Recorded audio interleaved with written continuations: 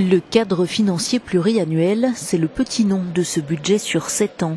Il est censé refléter les priorités de l'Union européenne pour les années à venir. De 2021 à 2027, l'enveloppe proposée par Bruxelles est donc de 1 279 milliards et 400 millions d'euros. Pour dépenser un peu plus à 27 qu'à 28, il va falloir raboter certaines dépenses et c'est la politique agricole commune et la politique de cohésion qui ont été désignées.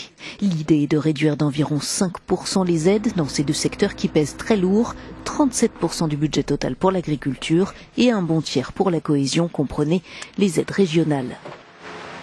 Mais alors, où iront les augmentations de budget? En premier lieu, à la surveillance des frontières. L'exécutif européen veut presque tripler les dépenses liées au contrôle des frontières extérieures de l'Union, à l'immigration et à l'asile. Ce poste atteindrait presque 33 milliards d'euros au lieu des 13 milliards actuels. De quoi faire passer progressivement à 10 000 les effectifs de l'agence Frontex. Autres domaines dans lesquels Bruxelles veut mettre les moyens, la recherche et l'éducation. Grands gagnants, les programmes d'innovation Horizon Europe et Euratom.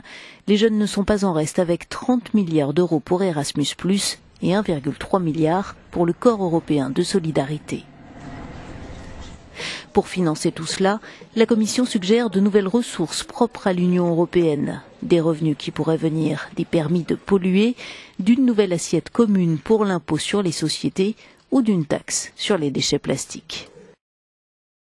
Chaque pays n'en sera pas moins appelé à verser davantage au pot commun, car avec le départ du Royaume-Uni, ce sont quelques 14 milliards d'euros par an qui manqueront dans les caisses de l'Union. Autant dire que les marchandages s'annoncent houleux.